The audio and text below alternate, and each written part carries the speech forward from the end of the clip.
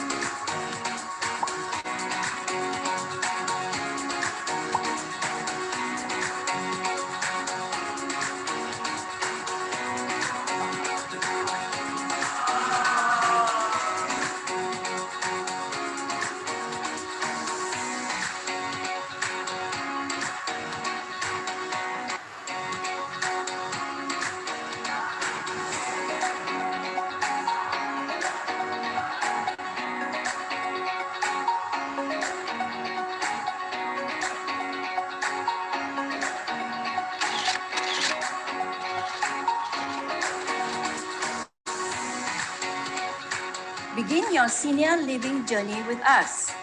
Let's live a happier, healthier life together.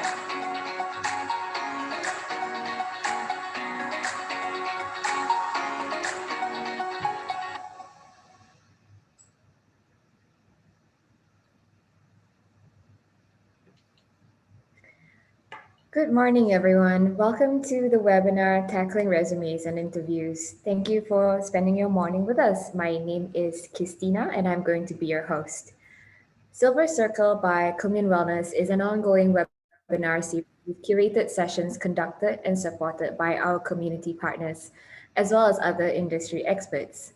This month, we explore a range of topics and discussions that can help us gain and apply knowledge for a better future. Like with our previous sessions, we hope to connect with seniors to create a community that engages in current topics of physical and social well-being.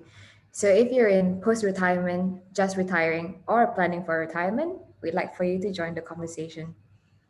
Stick with us today and take part in the Q&A to score some prizes from Commune Living Bangsa South. All you have to do is fill out the post-event form at the end of the webinar and participate in the Q&A session.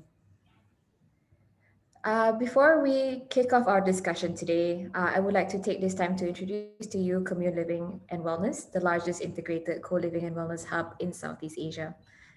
A co-living hotel, senior care, and wellness hub all under one roof, we envision this to be the place for seniors to be living it up as they embark on their next chapter. Nestled next to a 99-acre park with close to 900 service suites, Commune Living and Wellness is focused on creating a holistic living environment for seniors where care and wellness facilities and services are readily accessible, fuss-free. Community is at the core of this development, and in line with its community efforts, Commune Wellness will be organizing a host of activities in collaboration with our senior care partners, where we will see activities that relate to fitness workouts, leisure activities, talks and courses like this, workshops and group sessions, as well as outings and excursions. Basically, elders will be able to make meaningful connections and experience all-rounded fun. One will be able to maintain somewhat of an active lifestyle while retaining their independence. We're opening our doors to you next year. And if you have any question or you would like to get in touch, our details are up on the screen right now, along with a QR code for you to scan on your mobile devices. I'll leave that up there for a few seconds for you to get that in. Also, I'd like to point out that this photo was taken just last week, so this is what it looks like currently.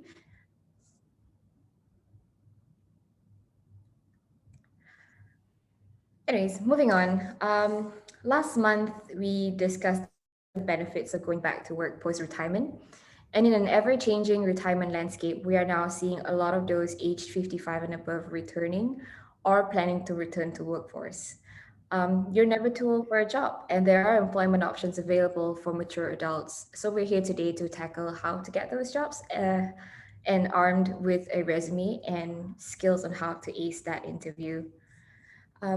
So today we are joined again by Siew, Recruitment Director of Hire.Seniors, who will be taking us through the discussions on tackling resumes and job interviews.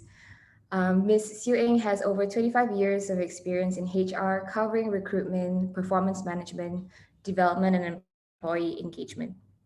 At present, her focus is on operations, recruitment, and employer engagement for Hire.Seniors.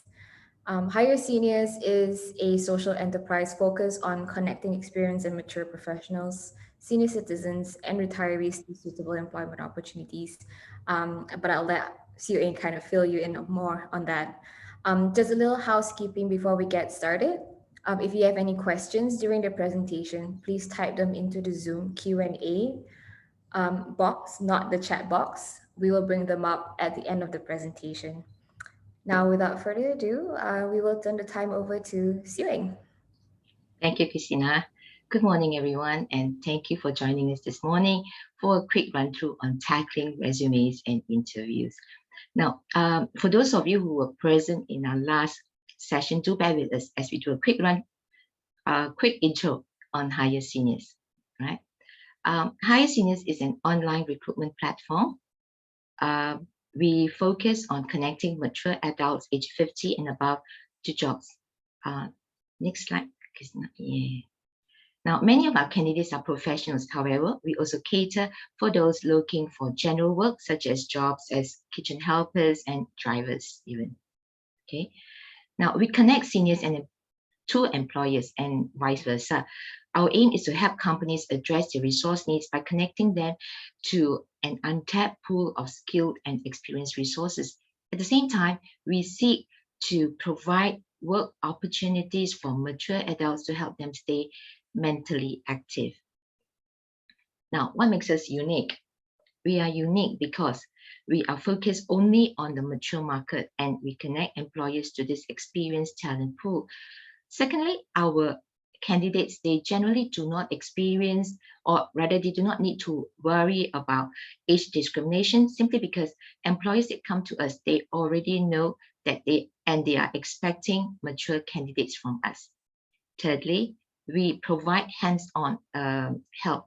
We provide additional help, usually above and beyond, for those unfamiliar with applying for jobs, because sometimes you may have been in the same job for so long, and coming back to apply for a job could be quite a frightening experience.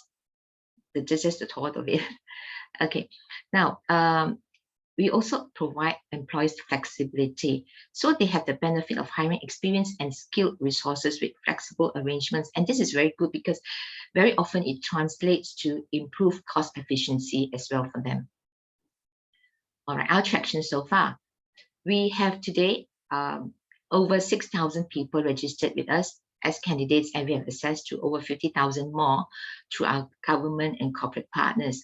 We have quite a number of companies from diverse industries hiring from us, and these include MNCs like Unilever, DG, PwC, as well as companies such as CIMB and Sunway Medical.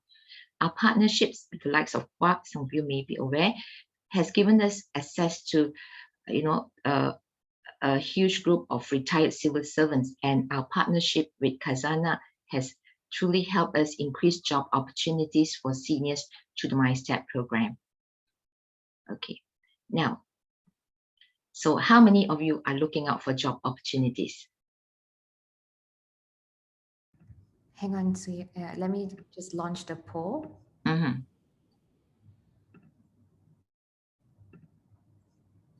Okay. The poll is launched.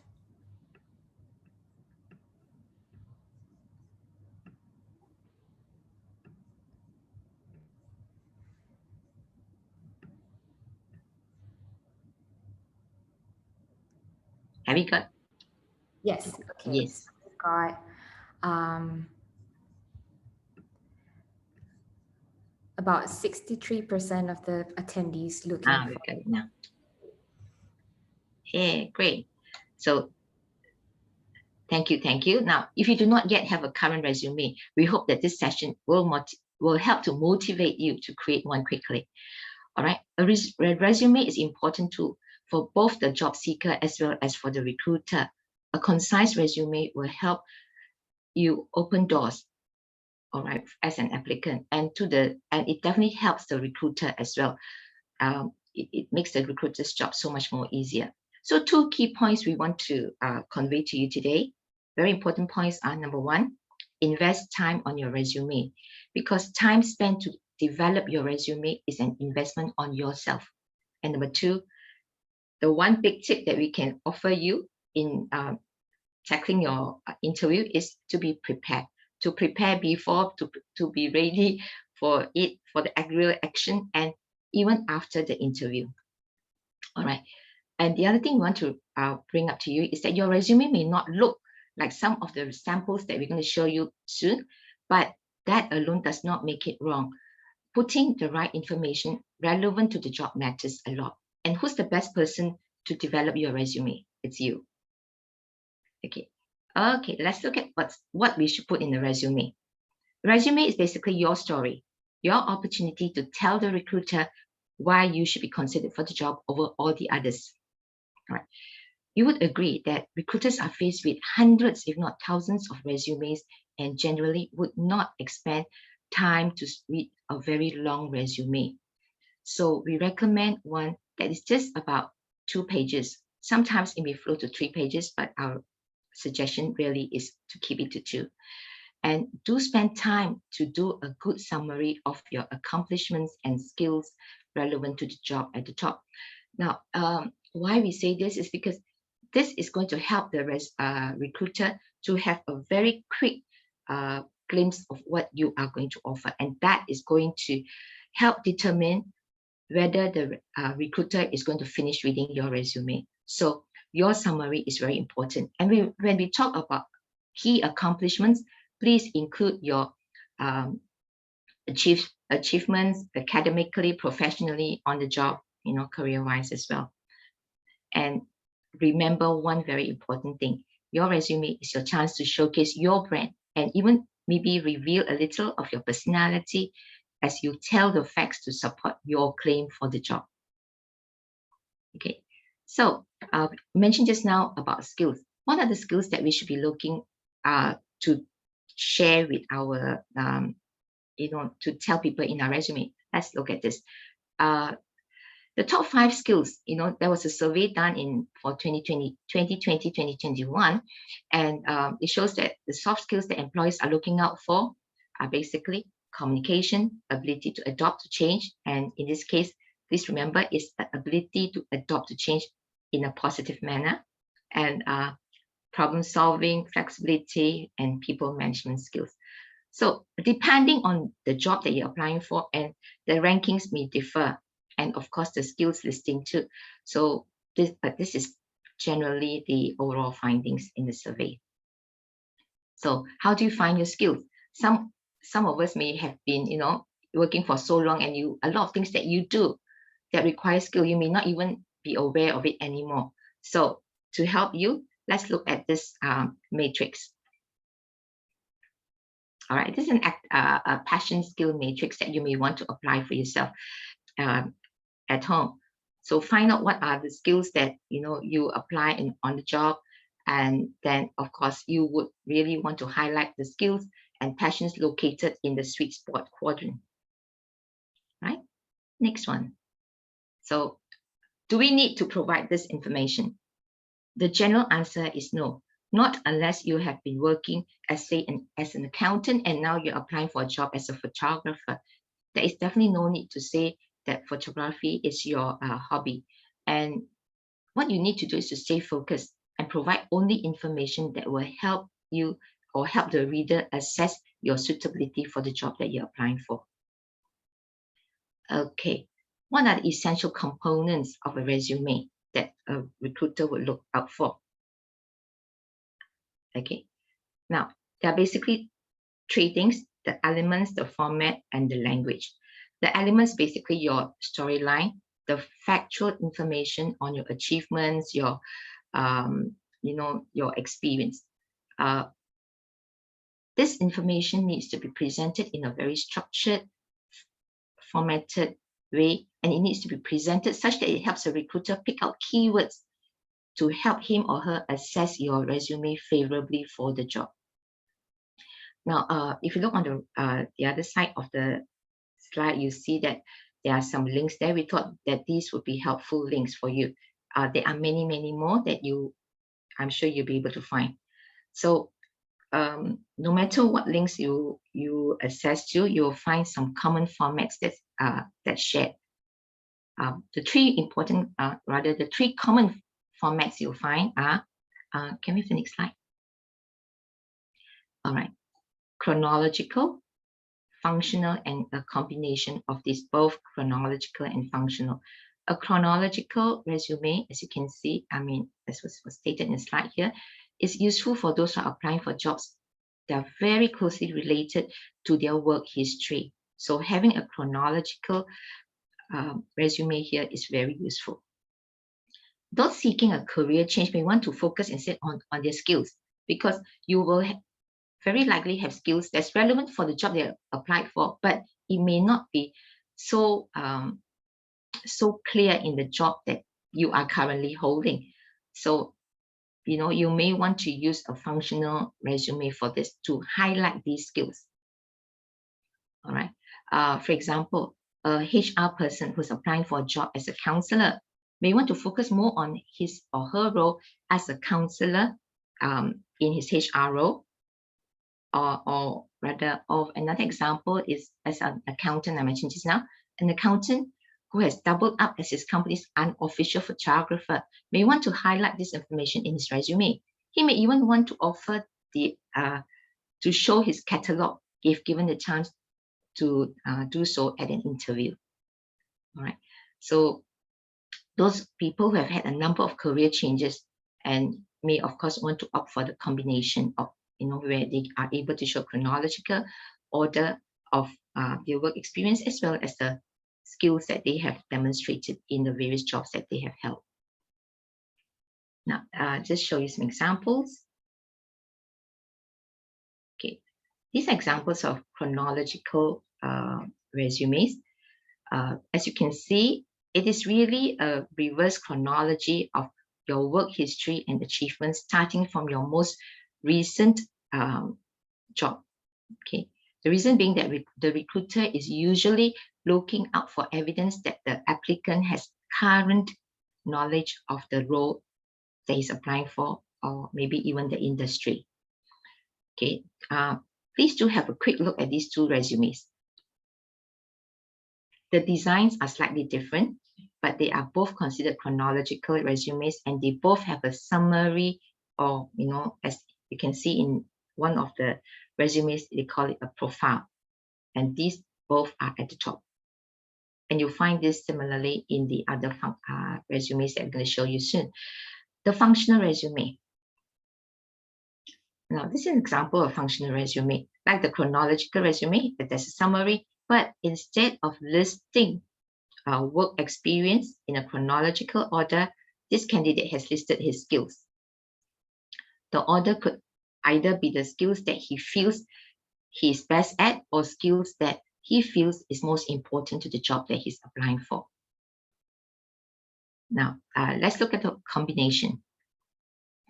Like the other two earlier formats, right? A combination resume also has a summary.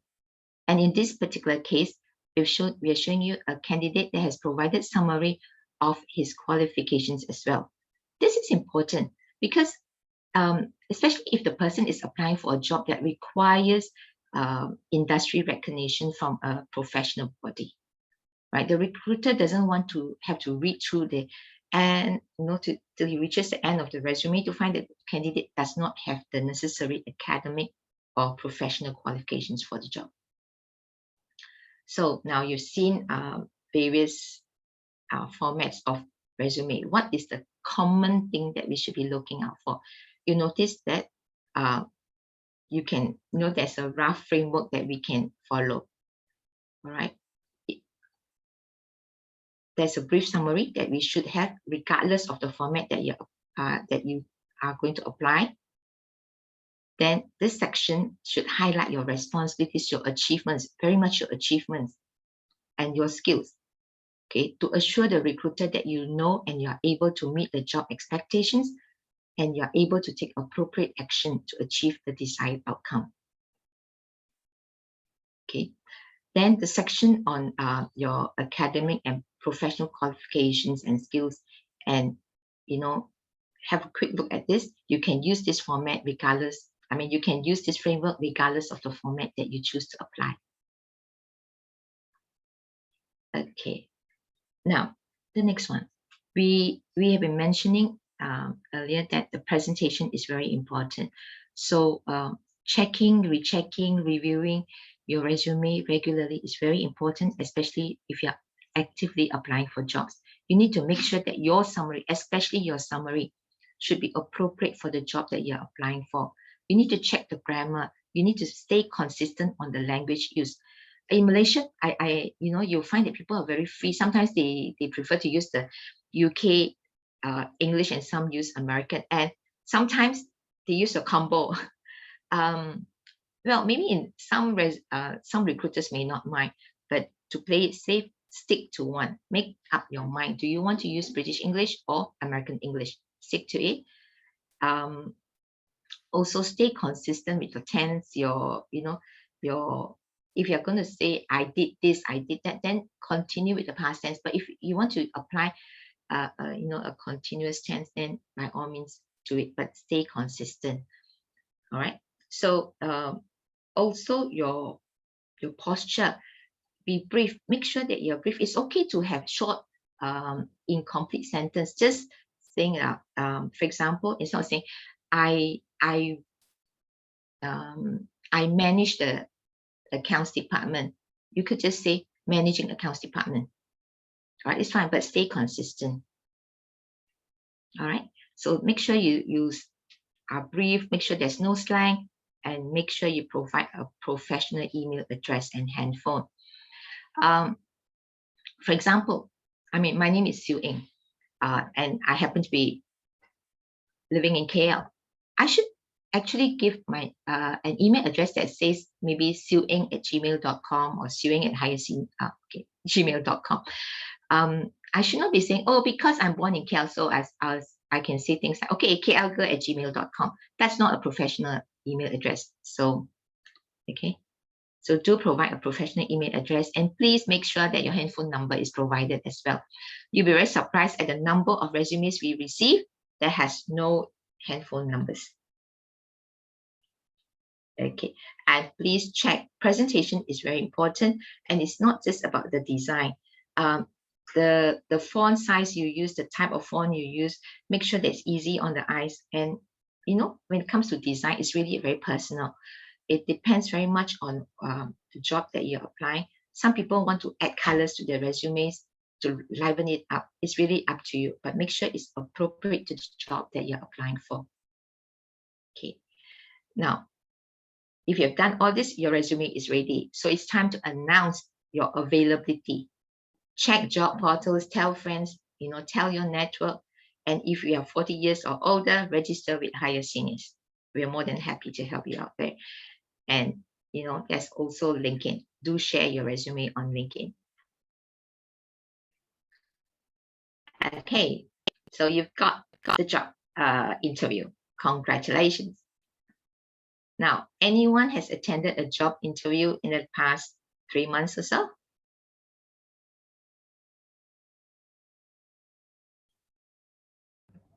I've just launched the intern. Yes. for Yeah. Ting. I'm going to Yeah, give that's it.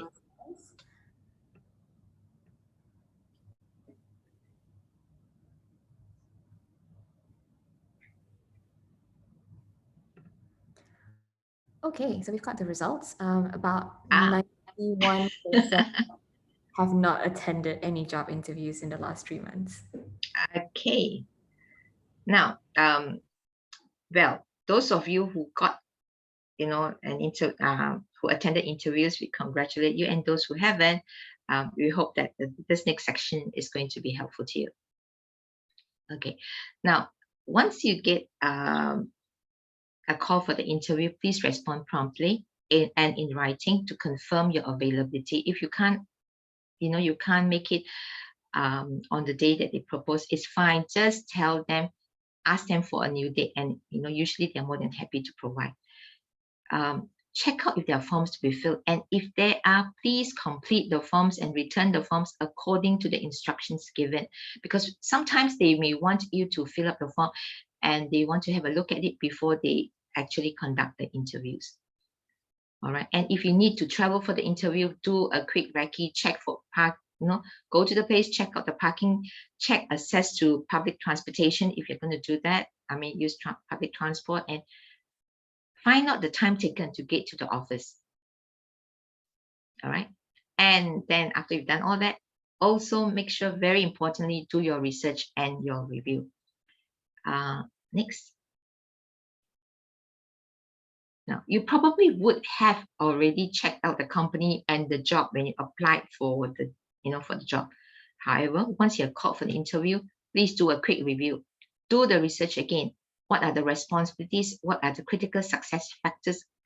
Are they clearly spelled out? If not, you may want to make sure that you ask this in your interview. List the questions you have. All right. What is the role about? Is it a new role? If it is, what is the objective? Is it to support a new line of business, new directions? What are the expectations? Okay. Information from past and present employees are very useful as well. And you can find this very easily online. And do check out relevant information, and so that you are able to ask relevant questions. If you're applying for a finance job, financial information is important. If there are gaps, to the information you want, you can actually use the interview session as an opportunity to find out more. And if you are applying for a HR job, obviously you want to find out what's the culture, what are the employee engagement activities, what are development plans. All these are important questions to ask if the information has not been given. And you may also want to know, so how is this role going to value add to the plans that they have? Now, the next one, the day before you've done all your homework, the day before, please make sure you have sufficient rest. It all sounds like common sense, but so bear with us with this reminder. Please make sure you have sufficient rest. Make sure you stay calm. Make sure you have your notes with you. Are your questions ready? You have to be able to ask questions that shows your interest in the job, not just tell, oh, I need a job desperately. That's not going to help. You need to show your interest and your suitability for the job. Okay, it's okay. You can ask, what are the challenges that you can expect in the role? What's the immediate priority? Ensure that your questions are relevant. Okay, next. Getting to the interview.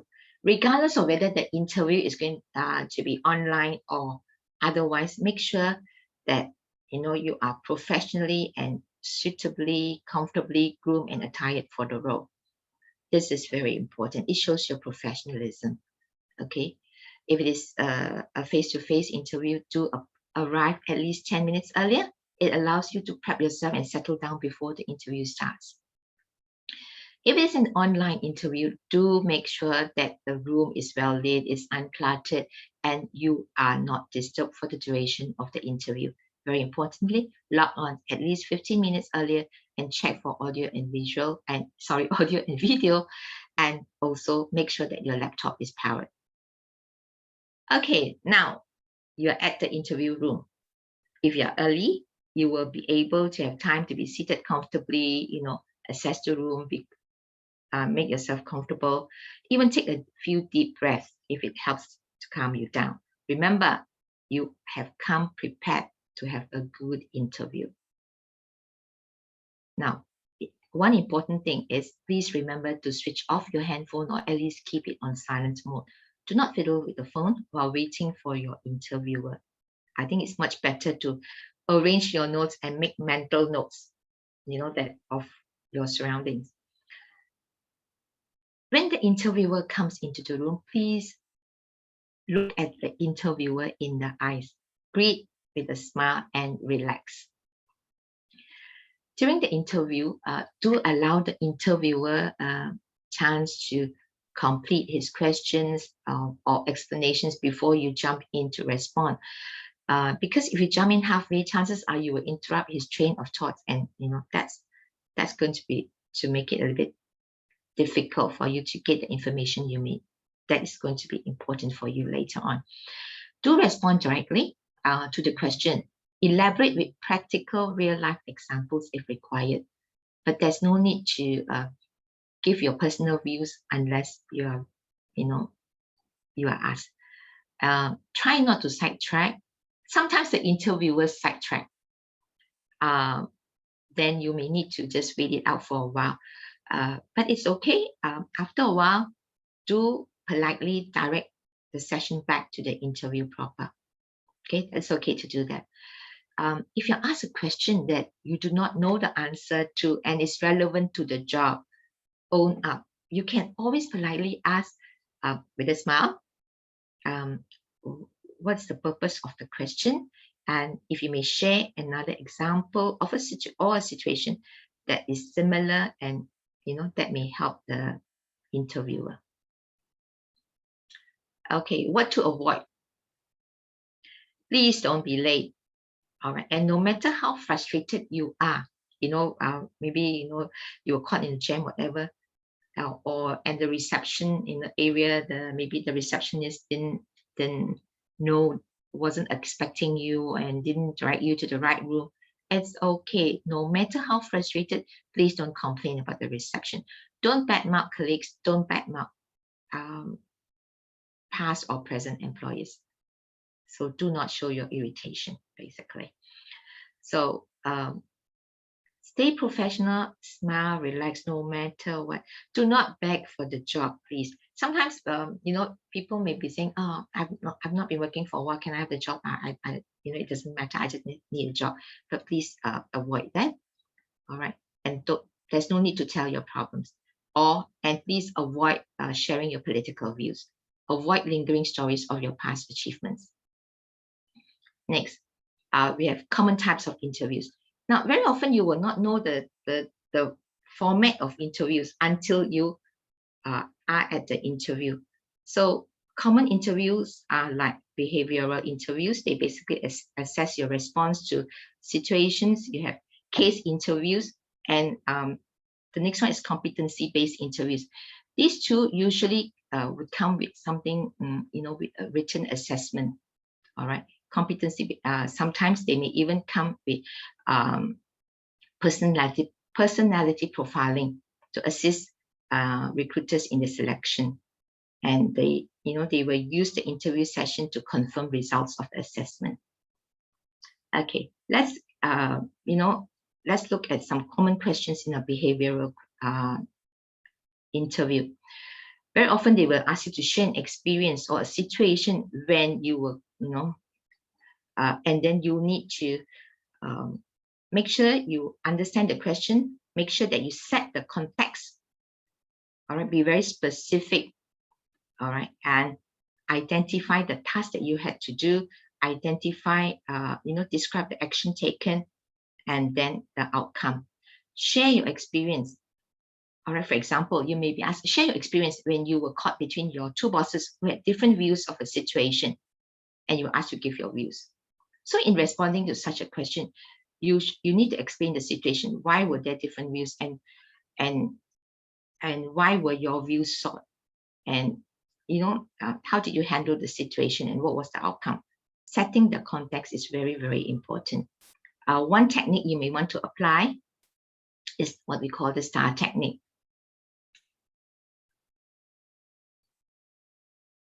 Okay, so listen to the question, describe the situation, identify the task, share the action taken. It may not be just what you did, but the action that you took yourself, but even if you, it may actually be an opportunity for you to share your leadership skills, your communication skills, and then describe the outcome. All right. Now, whatever the format of the interview, it would be good to summarize the essence of the interview, for example, such as, the requirements of the job, the general expectations, the short goals for the job, and then offer to address questions that were left unanswered during the interview. You can do that by email. When you do this, it gives you an opportunity to ask for the email addresses of the recruiters, your interviewers. Okay, you can actually ask when you can expect an update on the interview and thank them before you leave. And very importantly, do send a thank you note. If you do not have the email addresses of the people who interview you, you would surely have the address of the person who invited you. You can do that. All right. Okay. So we wish you every success in your job search. All right. And do, feel free to check out our website. We do have some very brief tips as well on how you write your resumes, as well as managing interviews. Okay. All the best to you. Thank you. Thank you, Siew, for taking us through the discussion today. Great, so that wraps up our discussion for today. I think we'll move on to the question and answers. Let me just go through some of the questions that have appeared.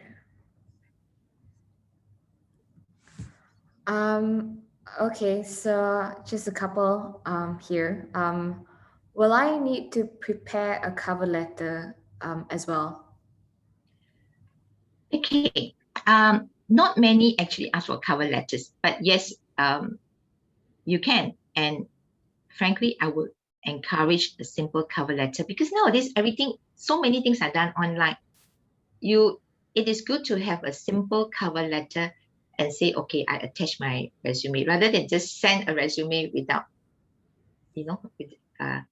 hereby I mean something along the lines of, here's my resume for the job. So at least it shows your professionalism. Just something. So you don't need to attach a cover letter, but when you write your email, when you submit your resume, just a short note will do. Okay. Okay, so this is more of like a very generic question. How do I make sure my resume stands out? Now, again, remember I mentioned the things that's very important is, number one, your resume must address the job. It must be something that shows the recruiter that you are the person that they want to discuss more about the job. The thing that to do this, right, it takes practice. The only way to know that you've done a good job is when you're called for an interview. And please remember that just because you're not called for the interview doesn't mean that your resume is bad either. Sometimes it's just that because there are so many applications, right? Let me tell you that many recruiters are not even able to read all the resumes. They probably will read, they just pick a few at random, and then so happen that they find a resume that fits the job, and that's it.